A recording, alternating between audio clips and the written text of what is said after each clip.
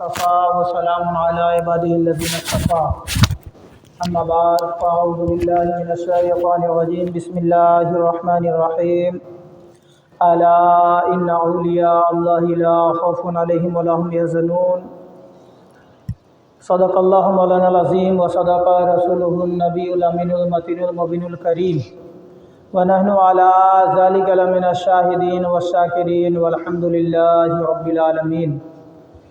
آئیے ایک بار آقا نامدار مدینے کے تاجدار گنبد خضرا میں آرام فرمانے والے آقا شہنشاہ عرب و عجم مالک کون و مکان جناب محمد رسول اللہ صلی اللہ تعالی علیہ وسلم کی بارگاہ بکس پناہ میں بلند آواز سے مل کر پڑھے درود پاک۔ اللہم صلی علی سیدنا شفیعنا مولانا محمد بارک وسلم صلو علیہ صلاۃ و سلام علیک یا حبیبی یا سیدی یا رسول اللہ صلی اللہ تعالی علیہ وسلم۔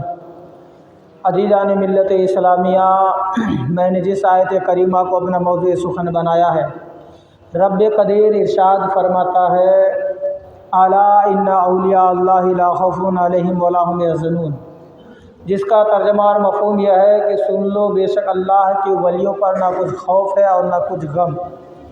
یقیناً جو اللہ کا ولی ہوتا ہے وہ ان پر کسی چیز کا کوئی خوف اور کوئی غم نہیں رہتا ہے۔ یقیناً میرے ملت کے نوجوانوں، آئیے حضور خواجہ غریب نواز رضی اللہ تعالیٰ عنہ کی شان ملاحظہ کیجیے اور ایک ہندو شاعر کی عقیدت کو دیکھیے کہ حضور خواجہ غریب نواز کی شان میں کیسی شاعری کرتے ہیں۔ لکھنؤ کا رہنے والا ہے، رام پرکاش بیخ لکھنوی نام ہے اس کا۔ وہ حضور خواجہ غریب نواز کے بارے میں ارشاد فرماتے ہیں کہ با عمل رکھتے ہیں سجا کر سینے میں ایمان۔ کہیے سبحان اللہ۔ ان کی عقیدت کو دیکھیے، جھوم جانا چاہیے۔ با عمل رکھتے ہیں سجا کر سینے میں ایمان، بے عمل اس کے زیر و زبر سے گھبراتے ہیں۔ اور رونق شہر مدینہ تو بہت دور کی بات، رونق شہر مدینہ تو بہت دور کی بات، کفر کے سائے تو اجمیر سے گھبراتے ہیں، کفر کے سائے تو اجمیر سے گھبراتے ہیں۔ یقیناً میرے ملت کے نوجوانوں، حضور خواجہ غریب نواز رضی اللہ تعالیٰ عنہ کی 813واں غالباً عرس اس بار منایا گیا، اور میں آپ کے سامنے حضور خواجہ غریب نواز رضی اللہ تعالیٰ عنہ کی سیرت کو بیان کر رہا تھا۔ گزشتہ جمعہ میں نے کچھ بتایا تھا، کچھ باتیں باقی تھی۔ انشاءاللہ العزیز میں آج لب کسائی کرنے کی سعادت حاصل کروں گا کہ حضور خواجہ غریب نواز رضی اللہ تعالیٰ عنہ کی سیرت کو دیکھیے اور آپ اپنے دامن کو دیکھیے۔ یقیناً آج اگر ہم اپنے دامن کو دیکھتے ہیں تو مکمل صحیح معلوم ہوتا ہے، یعنی خالی معلوم ہوتا ہے۔ یقیناً ہمارے بزرگان دین، ہمارے اسلاف کس طریقے سے دین کی خدمت کی، ان کی زندگی کیسے گزری، یقیناً انہوں نے کس طریقے سے خاک ساری کے ساتھ زندگی گزاری، امیروں، غریبوں، فقیروں، یتیموں کو کس طریقے سے اپنے سینے سے لگائے۔ جب ان کی زندگی کو پڑھتے ہیں اور آج اپنے آپ کو دیکھتے ہیں تو آنکھوں سے آنسو آ جاتا ہے۔ یہ صحیح بات ہے کہ حقیقت میں اگر دین کی خدمت کی ہے تو ہمارے اسلاف جو تھے انہوں نے دین کی خدمت کی۔ حضور خواجہ غریب نواز رضی اللہ تعالیٰ عنہ عید کے دن عید کی نماز پڑھنے کے لیے جا رہے ہیں۔ آپ کی سیرت ملاحظہ کیجیے۔ آپ اگر پیارے آقا صلی اللہ علیہ وسلم کی سیرت مبارکہ کو دیکھیں گے اور حضور خواجہ غریب نواز کی سیرت کو دیکھیں گے تو عکس جمیل نظر آئے گا، یعنی ایک دوسرے کا عکس نظر آئے گا۔ پیارے آقا کو بھی جو تو جادو سے پریشان کیا گیا، حضور خواجہ غریب نواز کو بھی پریشان کیا گیا۔ حضور پیارے آقا صلی اللہ علیہ وسلم بھی غریبوں کو عید کے دن اپنائے، حضور خواجہ غریب نواز بھی اپنائے۔ واقعہ یہ ہو کہ حضور خواجہ غریب نواز رضی اللہ تعالیٰ نے ایک مرتبہ عید کی نماز کے لیے جا رہے تھے۔ ابھی آپ کی 10-12 برس کی عمر تھی۔ آپ سوچ سکتے ہیں کہ 10-12 برس کی عمر میں انسان کیا کر سکتا ہے، کیا سوچ سکتا ہے، کتنی عقلیں ہی ہوتی ہے۔ لیکن خواجہ غریب نواز کی فراست پر قربان جائیے، آپ کی سیرت اور عظمت پر قربان جائیے۔ حضور خواجہ غریب نواز جا رہے ہیں اور عید کا دن ہے، ظاہر سی بات ہے عید کے دن ہر انسان خوشیاں منا رہا ہوتا ہے، ہر انسان اللہ کا شکر بجا لانے کے لیے خوشیوں میں ڈوبا ہوا نظر آتا ہے، ہر گھر میں خوشی بکھر رہی ہوتی ہے، ہر محلے والے خوشی کے مارے ٹھاٹے جو ہے تو خوشی میں مگن رہتے ہیں۔ حضور خواجہ غریب نواز بھی کوئی عام آدمی نہیں تھے، بلکہ ایک عظیم ہستی کے بیٹے تھے۔ حضرت سید غیاث الدین رحمۃ اللہ علیہ کو رب تبارک و تعالیٰ نے جس قدر دین میں عروج عطا فرمایا تھا، اسی لحاظ سے دنیا کے لحاظ سے بھی بہت عروج عطا فرمایا تھا۔ تو حضور خواجہ غریب نواز کوئی چھوٹے موٹے باپ کے بیٹے نہیں بلکہ ایک عظیم ہستی کے بیٹے تھے۔ حضور خواجہ غریب نواز رضی اللہ تعالیٰ عنہ بڑے آن بان ٹھاٹ باز کے ساتھ عید کی نماز کے لیے جا رہے ہیں۔ طرح طرح کی دنیا، طرح طرح کے لوگ آگے پیچھے آتے جاتے چل رہے ہیں۔ حضور خواجہ غریب نواز رضی اللہ تعالیٰ عنہ چلتے چلتے چلتے چلتے ایک سڑک کے کنارے رک جاتے ہیں۔ کیا دیکھتے ہیں کہ ایک شخص ہے جن کے بال بکھرے ہوئے ہیں، نہ سر پہ تیل ہے نہ کنگھی ہے، بدن پہ پھٹا پرانا لباس ہے، پیبند لگے ہوئے ہیں، چہرے سے پریشانیوں کے آثار ظاہر ہو رہے ہیں۔ چہرے دیکھنے کے بعد پتہ چل رہا ہے کہ یہ بندہ پریشان حال ہے، یہ کسی مصیبت میں گھرا ہوا ہے۔ حضور خواجہ غریب نواز رضی اللہ تعالیٰ عنہ تھے تو غریب نواز۔ آپ کو میں یہاں سے یہ بھی بتاؤں گا کہ حضور خواجہ غریب نواز کو غریب نواز کیوں کہتے ہیں اور لقب کیسے ملا آپ کو، اور یہ غریب نواز کا لقب آپ کو کس نے دیا۔ اس واقعہ سے 3 چیزیں بتاؤں گا میں آپ کو۔ ایک تو آپ کی سیرت، اس کو ملاحظہ کیجیے۔ دوسری چیز کہ خواجہ غریب نواز کو غریب نواز کیوں کہتے ہیں، اور تیسری چیز کہ خواجہ غریب نواز کو غریب نواز کا لقب کس نے عطا کیا، کس نے دیا۔ غریب نواز ہم لوگ بولتے ہیں تو یہ لقب کس نے دیا آپ کو؟ آپ کا نام تو معین الدین تھا، لیکن غریب نواز کس نے کہا؟ تو حضور خواجہ غریب نواز رضی اللہ تعالیٰ عنہ اس شخص کے قریب جاتے ہیں، جانے کے بعد عرض کرتے السلام علیکم یا عبداللہ، یعنی اللہ کے بندے السلام علیکم۔ وہ سلام کا جواب دیتے ہیں۔ حضور خواجہ غریب نواز عرض کرتے ہیں کہ آج تو عید کا دن ہے، خوشی کا دن ہے، آج جو ہے خوشیوں میں مگن رہنے کا دن ہے، لیکن آپ ہیں جو آپ کے بال بکھرے ہوئے ہیں، نہ تیل ہے نہ کنگھی ہے اور پھٹے پرانے لباس ہے۔ اتنا کہنا تھا کہ وہ نابینا شخص پوچھتا ہے کہ اے اللہ کے بندے یہ بتا کہ آپ کون ہیں، آپ کا نام کیا ہے؟ تو حضور خواجہ غریب نواز فرماتے ہیں کہ میرا نام میری والدہ نے حسن رکھا ہے، میں حسن ہوں، لوگ مجھ کو سید حسن کے نام سے جانتے ہیں، لوگ مجھے سید حسن کہتے ہیں۔ اتنا کہنا تھا کہ وہ نابینا شخص کہتا ہے میرے رسول کے اولاد کے بچے آج خوشیاں وہ منائے جن کے بھائی بہن موجود ہوں، نئے لباس وہ پہنے جن کے سروں پر باپ کا سایہ ہو، غسل وہ کرے جن کی مائیں زندہ ہو، خوشیوں میں مگن وہ رہے جن کے رشتہ دار اچھے ہوں۔ نہ تو ہمارے سروں پر میرے والد کا سایہ ہے، نہ ہماری والدہ ہے، نہ ہماری بھائی بہن ہے، نہ ہمارے رشتہ دار اچھے ہیں، میں کیسے خوشی منا سکتا ہوں؟ اللہ اکبر۔ اتنا سننا تھا کہ حضور خواجہ غریب نواز فرماتے ہیں رب کعبہ کی قسم میں اس وقت تک عید کی نماز نہیں پڑھوں گا جب تک اس کو باپ جیسی محبت نہ مل جائے، کہیے سبحان اللہ، جب تک اس کو ماں جیسی محبت نہ مل جائے، جب تک اس کو بھائی جیسے پیار دلانے والا کوئی شخص نہ مل جائے، اس وقت تک میں عید کی نماز نہیں پڑھوں گا۔ یہ ہمارے خواجہ غریب نواز کی سیرت ہے، اور آج اپنے آپ کو دیکھیے آپ کی خواجہ غریب نواز کی سیرت سے ہمیں کیا درس ملتا ہے۔ تو حضور خواجہ غریب نواز رضی اللہ تعالیٰ عنہ ان کو اپنے ساتھ لیتے ہیں اور اپنے گھر لے کر کے چلتے ہیں، واپس ہو جاتے ہیں، عید کی نماز کے لیے نہیں جاتے ہیں، اور ان کو اپنے گھر لاتے ہیں۔ گھر لانے کے بعد آپ جو ہے اپنی والدہ کو کیا دیکھتے ہیں کہ مصلی بچھا کر آپ کی والدہ نماز پڑھ رہی ہوتی ہے۔ آپ کی والدہ نے کہا بیٹا حسن کیا نماز پڑھ کے آ گئے؟ نماز ہو گئی؟ آپ نے عرض کیا امی جان بلا لاوارث یتیم کوئی سڑک کے کنارے روئے، رب تبارک و تعالیٰ کیسے نماز قبول کر سکتا ہے؟ میں نے اس کو امی جان اپنا بھائی بنا لیا ہے، امی جان میں نے اس کو اپنے گھر لے کر کے آیا ہے، اس کا نہ کوئی بھائی ہے، نہ باپ ہے، نہ بہن ہے، کوئی بھی نہیں۔ امی جان مصطفیٰ نانا مصطفیٰ علیہ السلام کی طرح ان کو بھی آپ اپنا لینا، ٹھکرانا مت۔ اتنا کہنا تھا حضور خواجہ غریب نواز کی والدہ ام الخیر ماہ نور بی بی عرض کرتی ہے بیٹا حسن جیسے تم میرا بیٹا ہو، آج سے یہ بھی میرا بیٹا ہے، آج سے یہ بھی میرا بیٹا ہے۔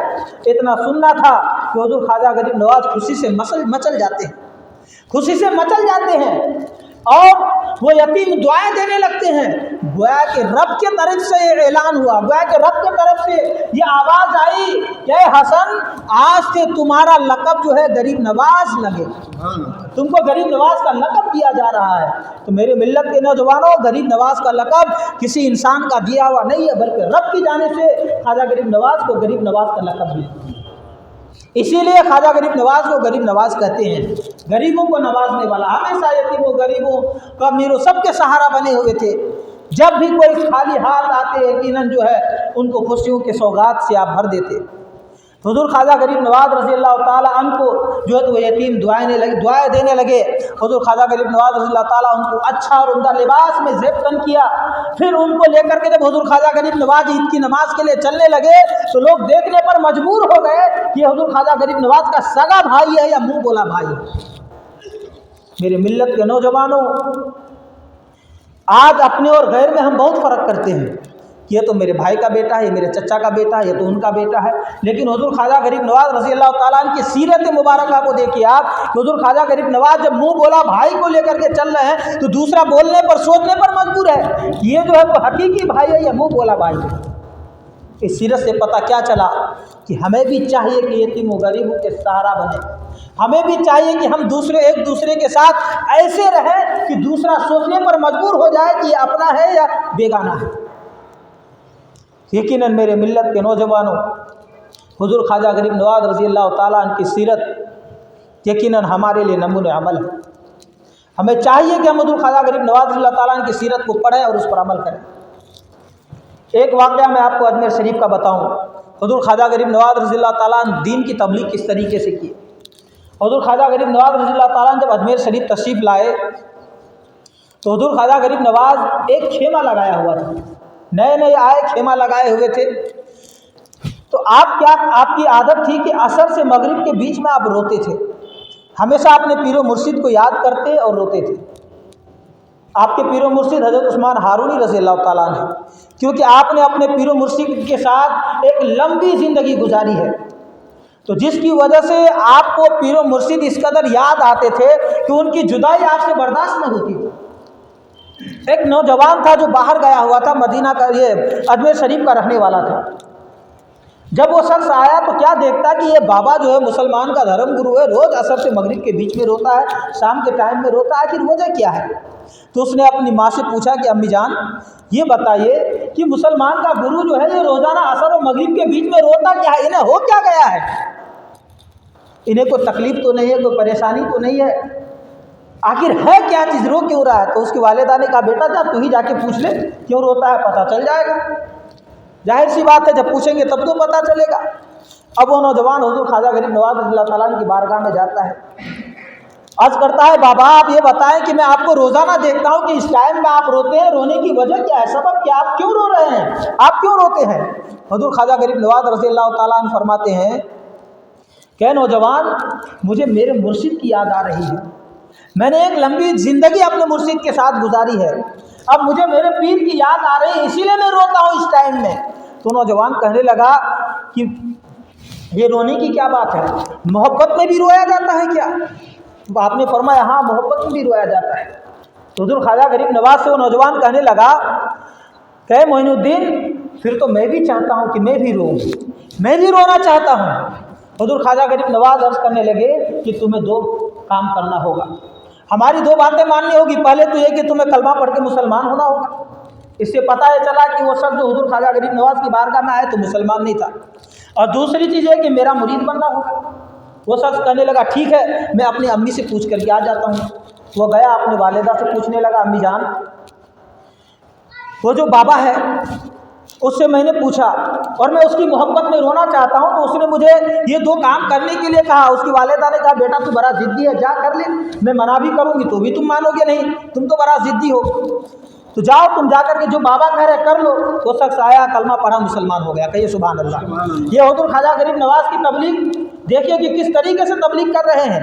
کلمہ پڑھا، مسلمان ہو گیا. حضور خواجہ غریب نواز نے اپنے مرید میں اس کو شامل کر لیا. اب کچھ دنوں تک حضور خواجہ غریب نواز کے ساتھ وہ زندگی گزارنے لگا. ناشتے میں حضور خواجہ غریب نواز کے ساتھ، سحری میں حضور خواجہ غریب نواز کے ساتھ، افطار میں حضور خواجہ غریب نواز کے ساتھ. اب حضور خواجہ غریب نواز کے ساتھ ایک جو ہے تو اچھی خاصی جو ہے تو یعنی اچھے خاصے پورے وقت گزرنے لگا. ایک ایسا بھی دن آیا حضور خواجہ غریب نواز عرض کرنے لگے کہ نوجوان اے میرے مرید اب 3 دن کی تمہیں چھٹی ملتی ہے، 3 دن کے لیے تم چلے جاؤ، اب ہماری ملاقات تم سے 3 دن کے بعد ہوگی. وہ نوجوان چلا جاتا ہے کہ کوئی بات نہیں، کوئی پرابلم نہیں ہے، کوئی مشکل نہیں ہے، 3 دن کی تو بات ہے، ملاقات ہو جائے گی پھر 3 دن کے بعد. اسے پتہ کیا تھا کہ محبت کیا ہوتی ہے، محبت کیا ہوتی ہے. وہ گھر آیا، وہ نوجوان 3 روٹی کھاتا تھا، اس دن 1 لقمہ بھی کھانا نہیں کھایا، 1 لقمہ بھی کھانا نہیں کھایا. ماں بڑی پریشان، بیٹا تم 3 روٹی کھاتے تھے، آج 1 لقمہ بھی نہیں کھا رہے ہو۔ شام ہو جاتی ہے، رات کے وقت وہ چھت کے اوپر چلا جاتا ہے۔ اب طرف محبت کی جدائی جو ہے تو ان کو تڑپا رہی ہے، بہت بے چین بے قرار ہے۔ اب وہ شخص حضور خواجہ، اب وہ شخص اس کی والدہ عرض کرتے، بیٹا تم کیا ہو گیا تجھے، رو کیوں رہے ہو، کیوں اس طریقے سے تڑپ رہے؟ کہنے لگا امی جان میرے یار کی یاد آ رہی ہے، میں پریشان ہوں، آپ ان سے جا کر کے اجازت لے کر کے آئیے کہ مجھے آنے کی اجازت دے، 3 دن کی چھٹی میں بھیجا ہے، میں نہیں رہ سکتا۔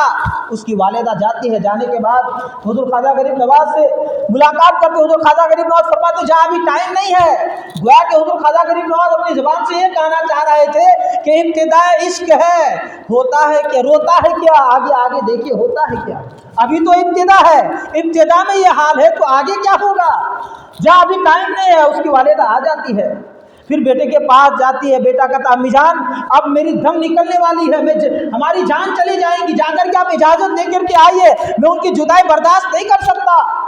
اب وہ شخص جاتا ہے، جانے کے اس کی والدہ جاتی ہے، پھر حضور خواجہ غریب نواز کو ساری بات بتاتی ہے۔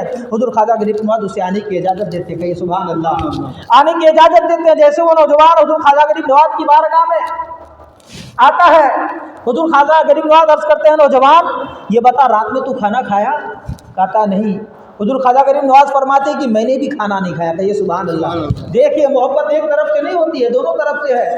حضور خواجہ غریب نواز فرماتے ہیں کہ نوجوان یہ بتا رات میں سویا تھا؟ کہنے لگا نہیں۔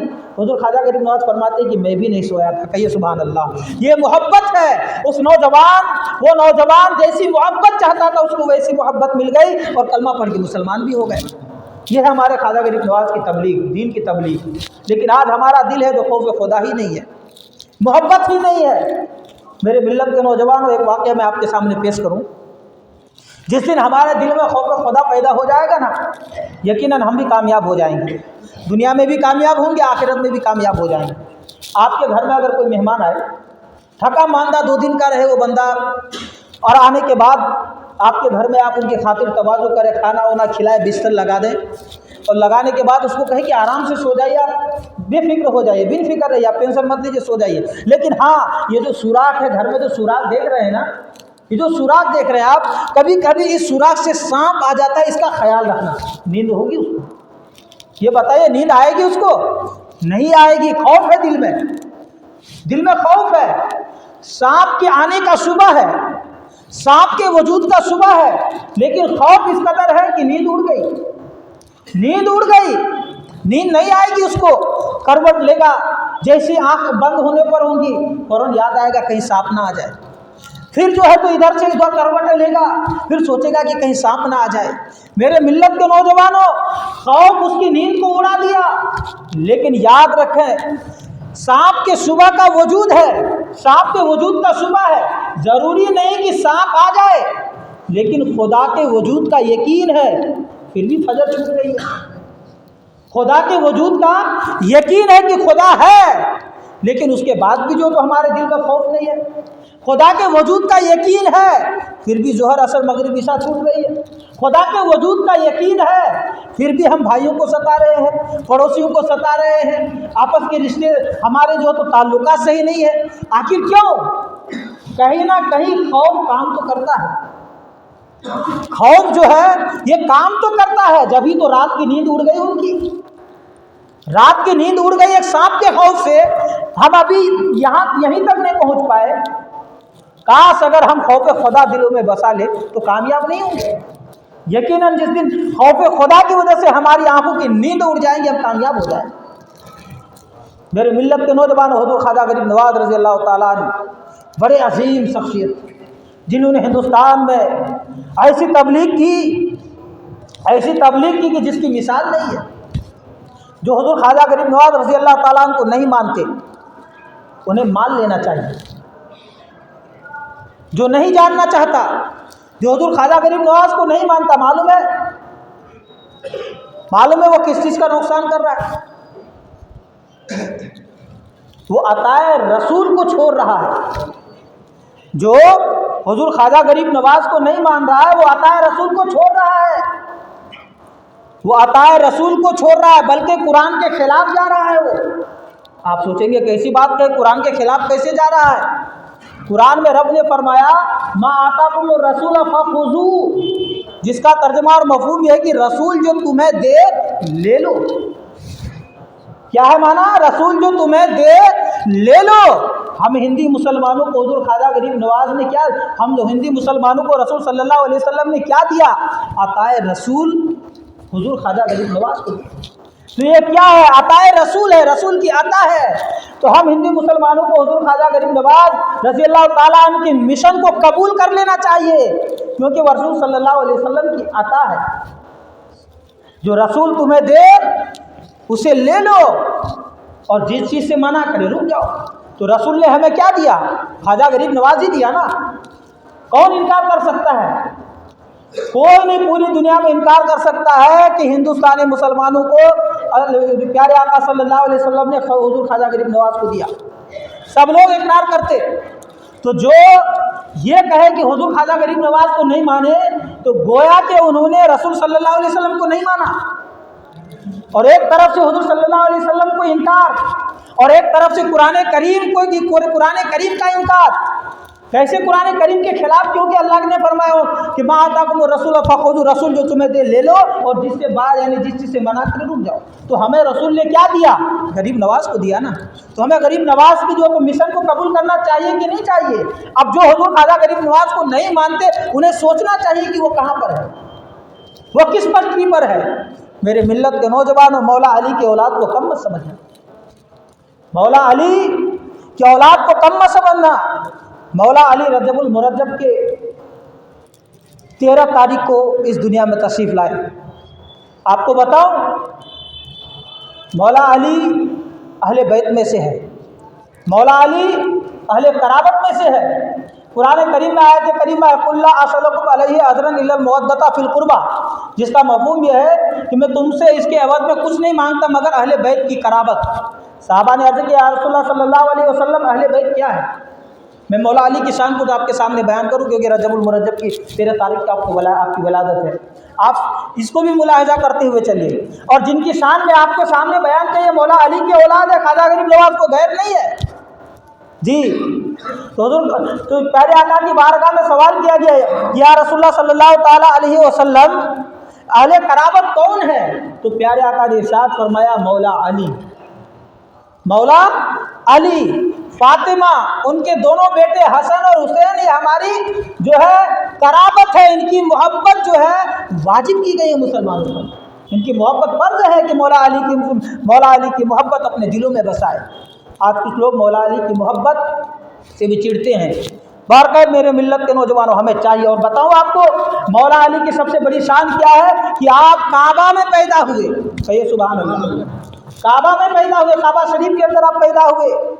مولا علی جب آپ کی ولادت ہوئی تو آپ کی والدہ آپ کو جب باہر لے کر کے کعبہ شریف سے باہر آئے تو آپ کی آنکھیں بند تھی، جب آپ کی ولادت ہوئی تو آنکھیں بند تھی، جب باہر لے کر کے آئے تو شور و گل ہونے لگا، شور مچ گیا کہ علی کی پیدائش ہوئی، آنکھیں بند ہیں، کہیں نابینا تو نہیں پیدا ہوا۔ لیکن لوگوں کو معلوم نہیں تھا کہ یہ علی کی آنکھیں بند کیوں ہیں، کہیے سبحان اللہ، علی کی آنکھیں کھل کیوں نہیں رہی ہے، لوگوں کو معلوم نہیں تھا۔ صرف لوگ آپس میں چیمی گوئیاں کر رہے ہیں کہ کہیں مولا علی نابینا تو نہیں پیدا ہوئے۔ میرے ملت کے نوجوانوں، جب آپ کی والدہ آپ کو لے کر کے تشریف لائے، پیارے آقا تشریف لائے، پیارے آقا کی گود میں جب مولا علی کو دیا، جیسے ہی پیارے آقا اپنے گود میں لیے مولا علی رخ انور کی زیارت کرنے لگے، کہیے سبحان اللہ، آپ کی آنکھیں کھل جاتی ہیں، آپ کی آنکھیں کھل گئی، مولا علی جو ہے رخ انور کی زیارت کرنے لگے۔ میرے ملت کے نوجوانوں، مولا علی حضور کی گود میں پرورش پائی، مولا علی حضور کی گود میں آپ کی پرورش ہوئی۔ مولا علی کا ذکر کرنا عبادت ہے، مولا علی کے چہرے کو دیکھنا عبادت ہے۔ میرے ملت کے نوجوانوں، وقت ہو چکا ہے، بہت اور باتیں اور بھی تھی لیکن بارکہ میں مزید نہیں جاؤں گا۔ مولا علی کرم اللہ وجہ الکریم کی ولادت 13 رجب المرجب کو ہے۔ آپ ان کی ایصال ثواب کے لیے قرآن خوانی، فاتحہ خوانی، درود خوانی کا اہتمام کیجیے۔ جو آپ سے ہو سکے ان کی ولادت و شہادت کے موقع پر یتیم و غریبوں، فقیر و مسکینوں کی مدد کیجیے، جن کو جس چیز کی ضرورت ہو، کسی کو کپڑے کی ضرورت ہو کپڑا دیجیے، ٹھنڈی کا موسم ہے، سردی کا موسم ہے، جس کو سردی کے مطابق کپڑے کی ضرورت ان کو دیجیے، کسی کو کھانے کی ضرورت ہے وہ دیجیے، کسی کو دوائی کی ضرورت ہے وہ چیز پہنچائیے، یقیناً مولا علی کی روح خوش ہو جائیں۔ تو بہرحال میرے ملت کے نوجوانوں، ہمارے بیان کرنے میں، آپ کے سننے میں کسی بھی طرح کی کوئی خامی یا لغزش ہوئی ہو تو اس سے میں توبہ کرتا ہوں۔ استغفر اللہ ربی من کل ذنب و اتوب الیہ، وآخر الدعوانا الحمدللہ رب العالمین۔ ایک مرتبہ بلند آواز سے پڑھ لیجیے لا الہ الا اللہ محمد رسول اللہ صلی اللہ تعالیٰ علیہ وسلم۔ جو حضرات سنت ادا نہیں کو سنت ادا کر لیجیے، اور جو حضرات پیچھے بیٹھے ان سے گزارش ہے کہ آگے آ کر کے اب جگہ لیں۔